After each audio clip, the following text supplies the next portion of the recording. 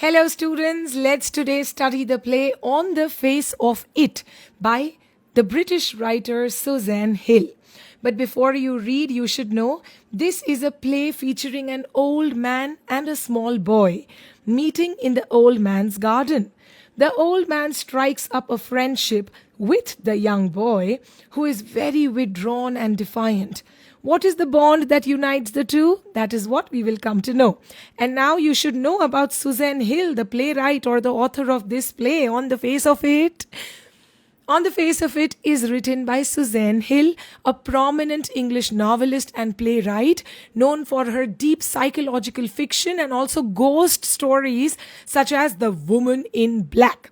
Published in the latter half of the 20th century, this moving play On the Face of It moves away from the supernatural elements to explore the real-world horrors of isolation, physical disability, and the emotional scars that society inflicts on those who look different. Now understand the characters in the play. They are only three. First is Derek or Derry. Derry is his name. He's a 14-year-old boy with a severe burn scar on one side of his face from acid. Yes, Derry has been burned because of acid and his one side of the face is bad.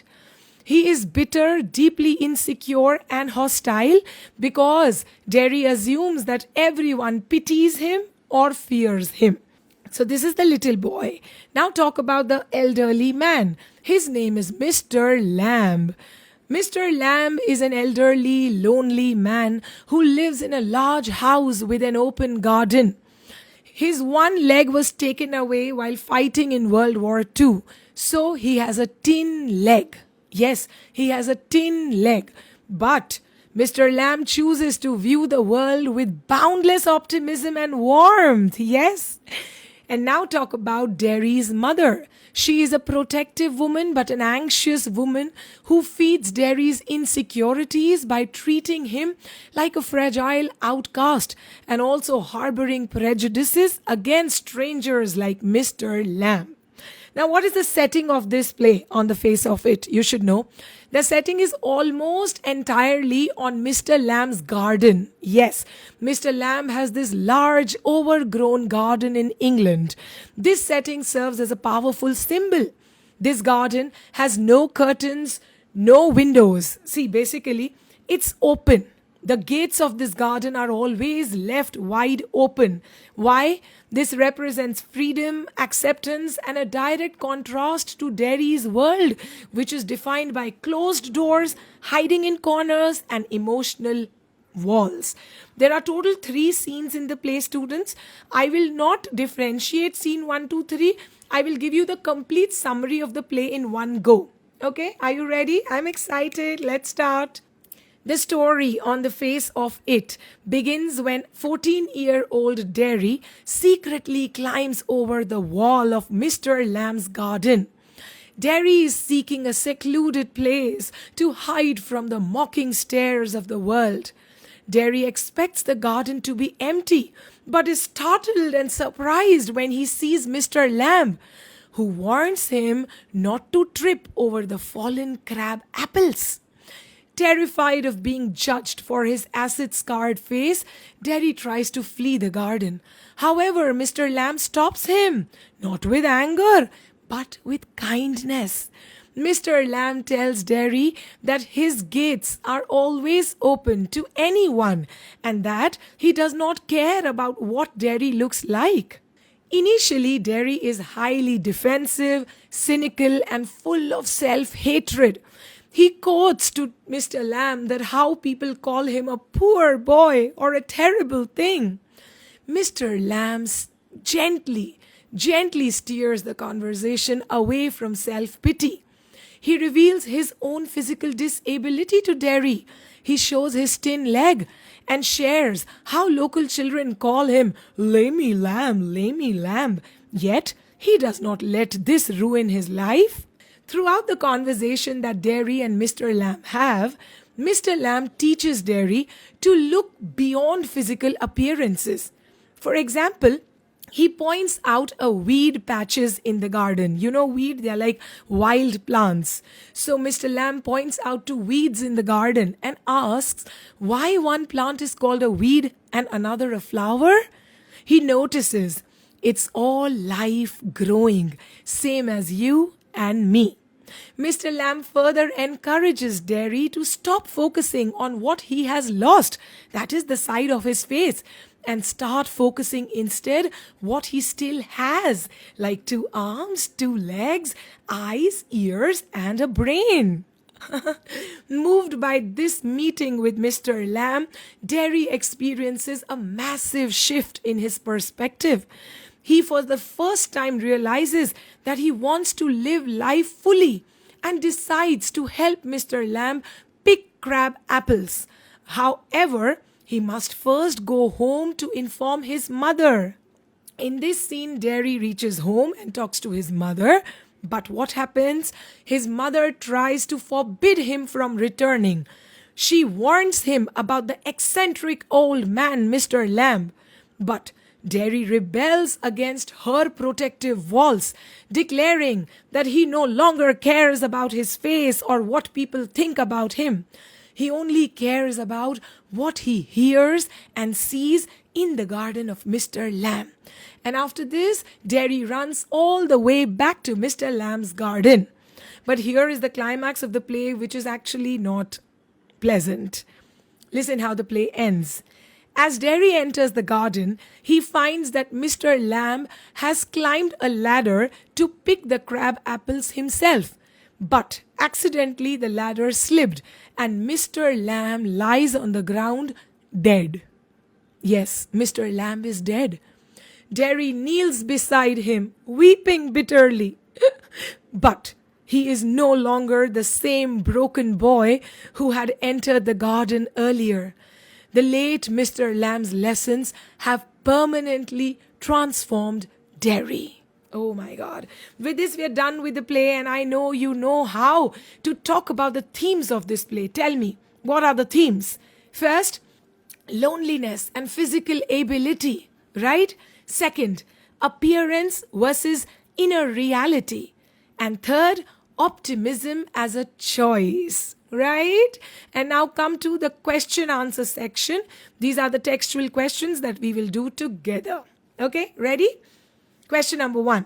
What is it that draws Derry towards Mr. Lamb in spite of himself? Answer. Despite his deep-seated bitterness, Derry is drawn towards Mr. Lamb due to the elderly man's warmth, perspective, and non-judgmental attitude. The key factors that draw Derry towards Mr. Lamb include, first, absence of pity or fear. Mr. Lamb treats Derry just like an ordinary human being. He is not bothered about Derry's burned face. Second, a welcoming environment. Mr. Lamb's house has no curtains and his garden gates are always left open. This unconditional acceptance makes Derry feel secure. Third, the power of words. Mr. Lamb's deeply comforting words about weeds being the same as flowers and also listening to the bees singing and focusing on what one has rather than what one has lost completely transforms Derry. Lovely. Now, are you ready for question number 2? Students, please write these answers in your board exams for very good marks. Question number 2. In which section of the play does Mr. Lamb display signs of loneliness and disappointment? What are the ways in which Mr. Lamb tries to overcome these feelings? Answer. Mr. Lamb displays clear signs of loneliness and disappointment at 2 distinct points in the play. One is subtle and one is explicit. First, the subtle sign.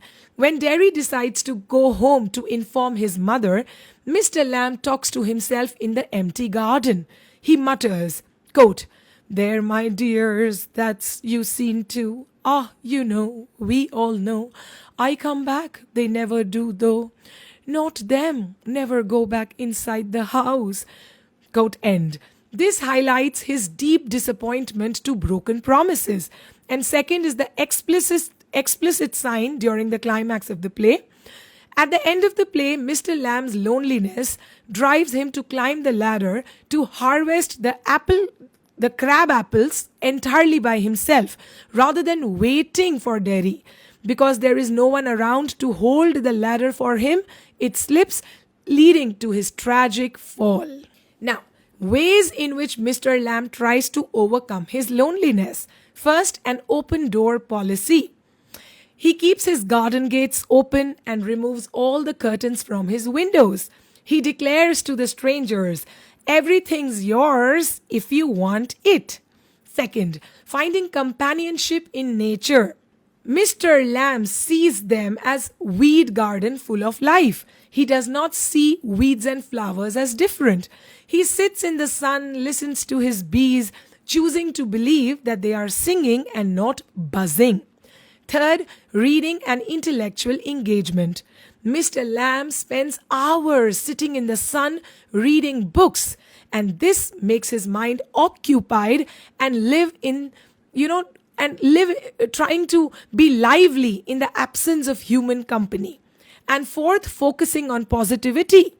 Although he has nicknames like Lamey Lamb, but he does not become bitter because of such teases. Now come to question number 3. The actual pain or inconvenience caused by a physical impairment is often much less than the sense of alienation felt by the person with disabilities. What is the kind of behavior that a disabled person expects from others? Answer. A person with disabilities does not seek extraordinary treatment or grand gestures or dramatic displays of emotion. Instead, they expect a basic level of human dignity, maturity, and emotional intelligence from society, which can be broken down into the following behaviors. First, normalcy and equality. They expect to be treated as ordinary human beings. They want to be included in regular conversations and activities without their disability being the central focus. Second, empathy over pity. The disabled people, like Derry, detest others calling him a poor boy. They expect empathy, which means understanding their challenges without making them feel like an object of charity or sorrow. Third, genuine acceptance. Disabled people expect others to look beyond their surface or physical flaws and recognize their inner worth. Just like Mr. Lamb looks at Derry, boy of 2 arms, 2 legs and a brain, rather than just an acid-scarred face. And fourth point is independence and dignity. Disabled people expect society to respect their autonomy. Overprotective behavior, like that of Derry's mother, can feel suffocating. They want the freedom to step out, make choices, and face the world on their own. And this takes us to the last question of the day, which is question number 4. Will Derry get back to his old seclusion, or will Mr. Lamb's brief association effect a change in the kind of life he will lead in the future? Answer. Derry will not return to his old seclusion. Instead, Mr. Lamb's brief association will effect a permanent and life-altering change in the way he leads his life in the future. The text provides strong evidence for the same. First, define domestic restraints. When Derry goes home, his mother tries to forcefully confine him from the old man. Derry openly rebels against his mother and says he does not care about his face or what people say anymore. He only cares about what he sees, hears, and thinks. This shows that he has broken out of his mental prison. Second point, a shift in focus. Before meeting Mr. Lamb, Derry was focused on what he had lost, that is, one side of his face. But by the end of the play, he adopts Mr. Lamb's advice to focus on what he still has, his limbs, his senses, and his independent mind. This is enough to conquer the world. Third point, the survival of an ideology. Even though the play ends on a tragic note with Mr. Lamb's death, Derry's final actions, running back to the garden and weeping for his friend, prove that he is no longer the hostile, detached boy he once used to be. Oh, so nice. Loved it.